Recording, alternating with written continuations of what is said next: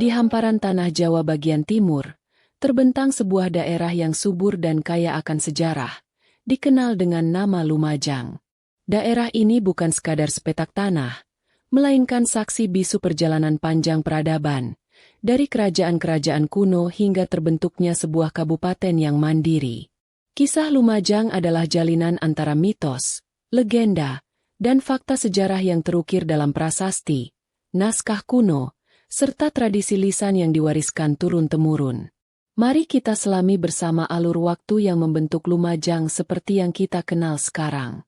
Setiap nama membawa cerita, begitu pula dengan Lumajang. Para ahli sejarah dan bahasa telah mengemukakan beberapa teori mengenai asal-usul nama ini, masing-masing menawarkan perspektif yang menarik. Salah satu interpretasi yang populer mengaitkan Lumajang dengan dua kata dalam bahasa Jawa kuno, yaitu luma atau lemah yang berarti tanah atau tempat, dan jang yang diduga berasal dari kata hiang atau ajang. Jika jang berasal dari hiang, maka Lumajang bisa diartikan sebagai tanah para dewa atau tempat suci, merujuk pada kesuburan tanahnya dan kemungkinan adanya pusat-pusat spiritual penting di masa lampau.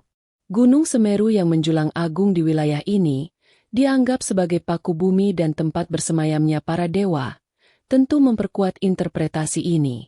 Pendapat lain menyebutkan bahwa jang berasal dari kata ajang yang berarti arena, tempat pertemuan, atau bahkan pusat kekuasaan. Dengan demikian, Lumajang bisa dimaknai sebagai tanah pertemuan atau tempat pusat pemerintahan. Teori ini sejalan dengan catatan sejarah yang menunjukkan bahwa Lumajang pernah menjadi sebuah kadipaten atau wilayah vasal yang cukup penting di bawah kerajaan-kerajaan besar seperti Singhasari dan Majapahit. Keberadaan situs-situs purbakala dan temuan arkeologis di sekitar Lumajang juga mengindikasikan adanya aktivitas pemukiman dan pemerintahan yang terorganisir sejak zaman dahulu. Ada pula yang menghubungkan nama Lumajang dengan tokoh legendaris atau penguasa awal, meskipun bukti tekstualnya mungkin kurang kuat. Namun, yang pasti, nama Lumajang telah dikenal sejak lama, setidaknya tercatat dalam Negara Kertagama yang ditulis oleh Empu Prapanca pada tahun 1365 Masehi. Dalam Pupuh 28 bait ketiga, disebut Lamajang sebagai salah satu daerah bawahan Majapahit di wilayah timur. Perubahan dari Lamajang menjadi Lumajang adalah hal yang lazim dalam evolusi bahasa dan pelafalan seiring waktu. Makna yang terkandung dalam nama Lumajang, baik sebagai tanah para dewa maupun pusat pemerintahan, mencerminkan karakteristik wilayah ini. Kesuburan tanahnya yang luar biasa, didukung oleh abu vulkanik dari Gunung Semeru, menjadikannya lumbung pangan sejak dahulu kala. Posisi geografisnya yang strategis juga memungkinkan Lumajang berkembang sebagai pusat interaksi budaya dan ekonomi. Dengan demikian, nama Lumajang bukan sekadar label geografis, melainkan sebuah identitas yang merangkum kekayaan alam, spiritualitas, dan sejarah panjang peradabannya. Pemahaman akan asal-usul dan makna nama ini menjadi pintu gerbang untuk mengapresiasi lebih dalam perjalanan sejarah Lumajang. Ia mengingatkan kita bahwa setiap jengkal tanah di Nusantara memiliki kisahnya sendiri, yang menunggu untuk digali dan diceritakan kembali. Nama Lumajang sendiri menjadi saksi bisu betapa dinamisnya peradaban manusia yang pernah tumbuh dan berkembang di bawah bayang-bayang kemegahan Semeru, gunung suci yang menjadi ikon abadi daerah ini. Sebelum Lumajang dikenal sebagai sebuah entitas politik yang signifikan, wilayah ini telah dihuni oleh manusia sejak masa prasejarah. Bukti-bukti arkeologis berupa artefak batu, gerabah, dan sisa-sisa pemukiman kuno menunjukkan adanya aktivitas kehidupan manusia purba di lembah-lembah sungai dan kaki-kaki perbukitan di sekitar Lumajang. Kesuburan tanah vulkanik dan ketersediaan sumber air yang melimpah menjadi daya tarik utama bagi para pendatang awal untuk menetap dan mengembangkan komunitas agraris di wilayah ini. Memasuki era Hindu-Buddha, pengaruh kerajaan-kerajaan besar di Jawa mulai terasa di Lumajang. Meskipun tidak selalu menjadi pusat kerajaan, Lumajang seringkali masuk dalam orbit kekuasaan kerajaan-kerajaan seperti Kanjuruhan, Medang, Kahuripan, Kediri, dan kemudian Singhasari. Keberadaan candi-candi kecil atau sisa-sisa bangunan suci di beberapa lokasi di Lumajang mengindikasikan adanya penyebaran ajaran Hindu-Buddha dan praktik keagamaan yang cukup mapan. Wilayah ini kemungkinan berfungsi sebagai daerah penyangga atau pemasok sumber daya bagi pusat-pusat kerajaan tersebut. Pada masa kerajaan Singhasari, 1222-1292 Masehi, Lumajang mulai menunjukkan peran yang lebih jelas. Beberapa sumber menyebutkan bahwa wilayah Lamajang, nama kuno Lumajang, merupakan bagian dari teritori Singhasari. Kertanegara, raja terakhir Singhasari yang terkenal dengan visi Cakrawala Mandala Nusantara, tentu memandang penting wilayah-wilayah di Jawa Timur, termasuk Lamajang, sebagai basis kekuatan dan jalur logistik. Keterlibatan tokoh-tokoh dari wilayah timur dalam dinamika politik Singhasari juga tidak dapat diabaikan. Salah satu tokoh kunci yang kemudian sangat berpengaruh dalam sejarah Lamajang adalah Arya Wiraraja. Meskipun basis kekuasaannya awalnya berada di Sumeneb, Madura, Arya Wiraraja memiliki koneksi dan pengaruh yang kuat di wilayah timur Jawa, termasuk Lamajang. Perannya menjadi sangat vital terutama pada masa transisi dari Singhasari ke Majapahit. Keterlibatannya dalam membantu Raden Wijaya meloloskan diri dari serangan Jayakatwang dan kemudian mendirikan kerajaan Majapahit akan menjadi babak baru bagi status dan perkembangan Lamajang. Dengan demikian, jejak awal peradaban di Lumajang menunjukkan sebuah proses evolusi yang panjang, dari komunitas prasejarah hingga menjadi bagian dari konstelasi politik kerajaan-kerajaan besar. Pengaruh budaya dan agama dari pusat-pusat kekuasaan tersebut secara bertahap membentuk karakter masyarakat dan lanskap Lumajang. Fondasi inilah yang kemudian memungkinkan Lumajang, atau Lamajang pada masa itu, untuk memainkan peran yang lebih signifikan dalam panggung sejarah Jawa, terutama dengan munculnya figur Arya Wiraraja dan berdirinya kerajaan Majapahit. Nama Arya Wiraraja tidak dapat dipisahkan dari sejarah awal Lamajang sebagai sebuah entitas politik yang diakui. Arya Wiraraja, yang nama lengkapnya Banyak Waid, adalah seorang adipati Sumeneb yang cerdas, ahli strategi, dan memiliki pandangan politik yang jauh ke depan. Pada masa pemerintahan Kertanegara dari Singhasari, Arya Wiraraja dikenal sebagai salah satu penasihat raja, meskipun kemudian ia dipindahkan atau diasingkan ke Sumeneb karena perbedaan pandangan politik dengan Kertanegara, terutama terkait ekspedisi Pamalayu yang dianggap Wiraraja terlalu berisiko. Ketika Kertanegara terbunuh akibat pemberontakan Jayakatwang dari Kediri pada tahun 1292 Masehi, Raden Wijaya, menantu Kertanegara, berhasil meloloskan diri. Dalam pelariannya, Raden Wijaya mencari perlindungan dan bantuan kepada Arya Wiraraja di Sumeneb. Disinilah kecerdikan dan kelihayan politik Arya Wiraraja terbukti. Ia tidak hanya memberikan perlindungan, tetapi juga menyusun strategi brilian untuk membantu Raden Wijaya merebut kembali kekuasaan dan bahkan mendirikan kerajaan baru. Strategi tersebut melibatkan pura-pura menyerah kepada Jayakatwang, meminta sebidang tanah hutan tarik untuk dijadikan pemukiman, dan kemudian memanfaatkan kedatangan pasukan Mongol untuk menghancurkan Jayakatwang. Sebagai imbalan atas jasa-jasanya yang luar biasa, setelah Raden Wijaya berhasil mengalahkan Jayakatwang dan mengusir pasukan Mongol, serta mendirikan kerajaan Majapahit pada tahun 1293 Masehi, Arya Wiraraja diberikan anugerah yang sangat besar. Anugerah tersebut adalah kekuasaan atas wilayah timur Jawa, yang dikenal sebagai Lamajang Tigang Juru, atau Lamajang Tiga Wilayah. Wilayah ini mencakup daerah yang luas, meliputi Lamajang sendiri, Panarukan, dan Blambangan. Pemberian wilayah ini menandai pengakuan resmi atas Lamajang sebagai sebuah entitas politik penting di bawah naungan Majapahit, dengan Arya Wiraraja sebagai penguasa pertamanya.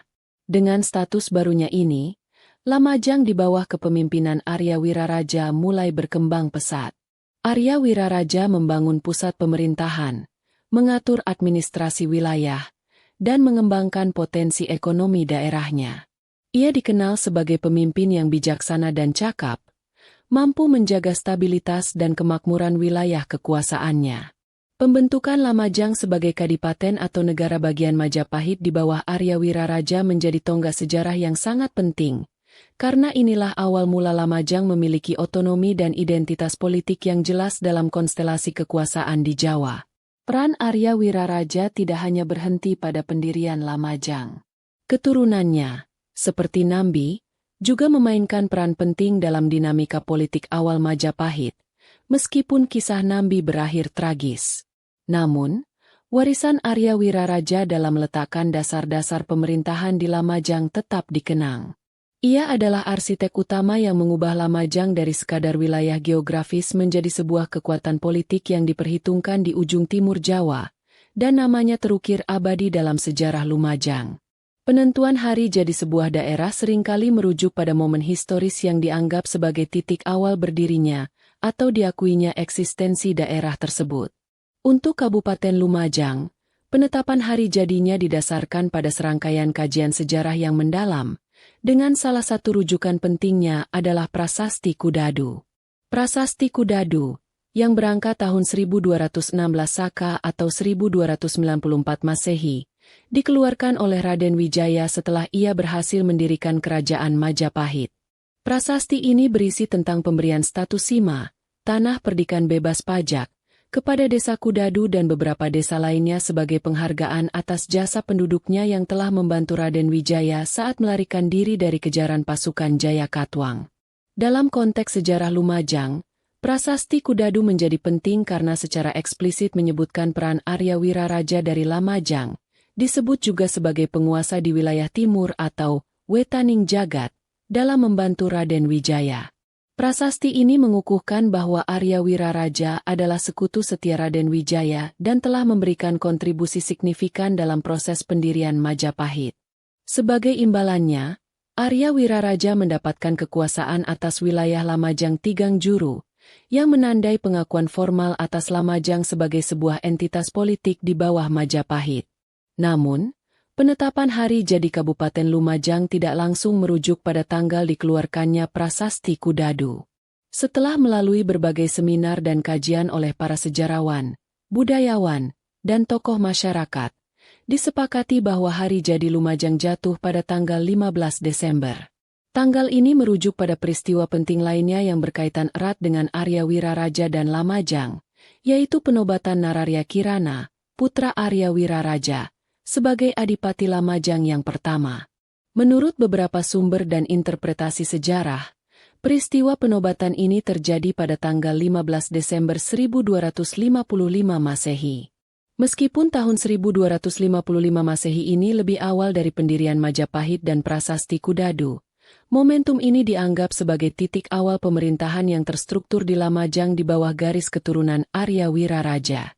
Keputusan untuk memilih tanggal 15 Desember 1255 Masehi sebagai hari jadi didasarkan pada semangat untuk mengakui eksistensi Lamajang sebagai sebuah pemerintahan yang lebih tua, yang dipimpin oleh tokoh lokal yang berdaulat, sebelum secara resmi menjadi bagian dari Majapahit.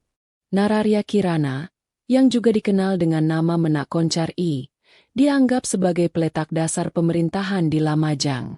Dengan demikian, penetapan hari jadi ini mencoba merangkum dua aspek penting, pengakuan atas peran Arya Wiraraja dan keturunannya dalam membangun Lamajang, serta legitimasi historis yang kuat melalui rujukan pada sumber-sumber seperti Prasasti Kudadu yang, meskipun bertarikh lebih muda, mengkonfirmasi signifikansi Lamajang dan penguasanya.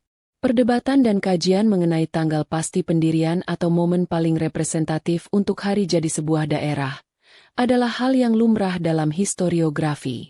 Yang terpenting, penetapan hari jadi Lumajang pada 15 Desember telah menjadi konsensus yang diterima dan dirayakan oleh masyarakat Lumajang. Ini menjadi pengingat akan akar sejarah yang panjang dan peran penting para leluhur dalam membentuk identitas Lumajang. Prasasti Kudadu, bersama dengan sumber-sumber sejarah lainnya, tetap menjadi bukti tak ternilai yang membantu kita merekonstruksi masa lalu dan memahami perjalanan Lumajang dari masa ke masa. Setelah resmi menjadi bagian dari Kerajaan Majapahit di bawah kepemimpinan Arya Wiraraja dan keturunannya, Lamajang menikmati periode kemakmuran dan stabilitas. Sebagai salah satu daerah mancanegara wetan, wilayah bawahan di timur, Lamajang memiliki posisi strategis, baik dari segi ekonomi maupun pertahanan. Kesuburan tanahnya menghasilkan surplus pertanian yang melimpah, menyumbang pada kemakmuran Majapahit secara keseluruhan. Selain itu, lokasinya yang relatif dekat dengan pantai selatan juga memberikan akses ke jalur perdagangan maritim, meskipun tidak sebesar pelabuhan-pelabuhan di pantai utara. Para penguasa Lamajang, yang merupakan keturunan atau orang kepercayaan Arya Wiraraja, umumnya menunjukkan loyalitas kepada pemerintah pusat Majapahit. Mereka menjalankan roda pemerintahan di daerahnya, mengumpulkan upeti, dan menyediakan prajurit jika dibutuhkan oleh Raja Majapahit. Salah satu tokoh penting setelah Arya Wiraraja adalah putranya, Nambi, yang diangkat menjadi Rakrian Patih, Perdana Menteri, pertama Majapahit oleh Raden Wijaya. Namun, karir Nambi berakhir tragis akibat fitnah dan intrik politik di Istana Majapahit, yang berujung pada pemberontakan dan kematiannya. Peristiwa ini tentu membawa dampak bagi Lamajang, meskipun wilayah tersebut tetap berada di bawah kendali Majapahit. Selama era keemasan Majapahit, terutama di bawah pemerintahan Hayam Wuruk dan Mahapati Gajah Mada, Lamajang turut merasakan kemegahan dan ketertiban hukum. Kitab Negara Kertagama menyebut Lamajang sebagai salah satu dari 12 negara, provinsi, di Jawa Timur yang dikelola dengan baik. Para pejabat lokal Lamajang bertanggung jawab atas administrasi, peradilan, dan pemungutan pajak di wilayahnya. Kehidupan masyarakat berjalan relatif tentram, dengan aktivitas pertanian, perdagangan, dan keagamaan yang berkembang.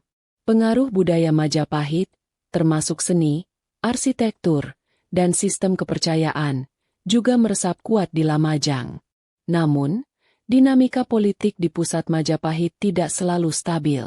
Setelah wafatnya Hayam Wuruk dan Gajah Mada, Majapahit mulai mengalami kemunduran akibat perang saudara, Perang Paregreg, dan melemahnya kontrol atas daerah-daerah bawahan.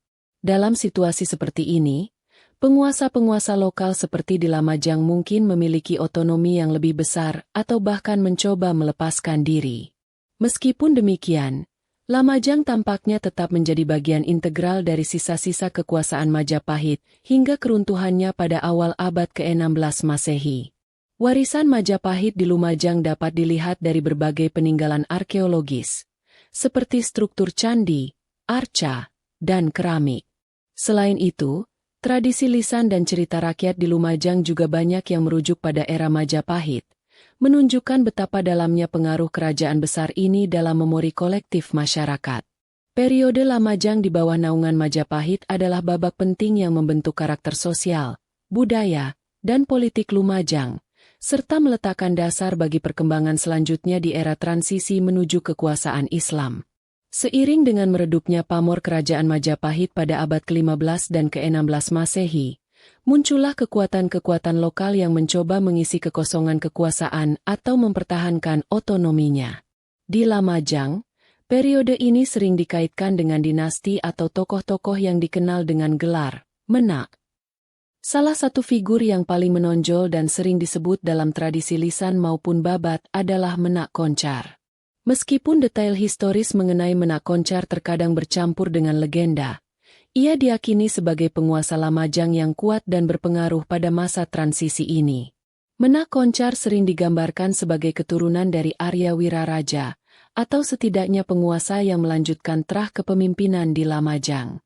Ia memimpin Lamajang di saat Majapahit sedang dilanda konflik internal dan ancaman dari luar, terutama dari Kesultanan Demak yang mulai menyebarkan pengaruh Islam di pesisir utara Jawa. Dalam situasi yang penuh gejolak ini, Menak Koncar berusaha mempertahankan kedaulatan Lamajang dan menjaga stabilitas wilayahnya. Ia dikenal sebagai pemimpin yang gagah berani, memiliki kesaktian, dan sangat dihormati oleh rakyatnya. Kisah-kisah mengenai Menak Koncar seringkali diwarnai dengan nuansa kepahlawanan dan perlawanan terhadap kekuatan-kekuatan yang mencoba menaklukkan Lamajang. Ada cerita tentang persaingannya dengan penguasa Blambangan, atau upayanya membendung pengaruh Demak. Lamajang di bawah Menak Koncar menjadi salah satu benteng terakhir dari tradisi dan kekuasaan lama yang berbasis Hindu-Buddha di Jawa Timur, sebelum akhirnya pengaruh Islam semakin dominan. Keberadaan situs-situs seperti situs Biting, sebuah kompleks benteng kuno di Lumajang, sering dikaitkan dengan era Menak Koncar dan pertahanan Lamajang pada masa itu. Transisi kekuasaan di Lamajang tidak berjalan mulus. Melemahnya Majapahit menciptakan perebutan pengaruh antara berbagai pihak. Selain Demak, kerajaan-kerajaan Islam lainnya seperti Pajang dan kemudian Mataram Islam juga berusaha memperluas kekuasaannya ke wilayah Timur Jawa, termasuk Lamajang. Proses Islamisasi di Lumajang sendiri berjalan secara bertahap, melalui jalur perdagangan, dakwah para ulama, dan perkawinan politik. Peran tokoh-tokoh penyebar Islam lokal menjadi sangat penting dalam memperkenalkan ajaran baru ini kepada masyarakat Lamajang yang sebelumnya kental dengan tradisi Hindu-Buddha. Era Menak Koncar dan periode transisi ini menandai babak akhir dari Lamajang sebagai kadipaten yang berakar pada tradisi Majapahit.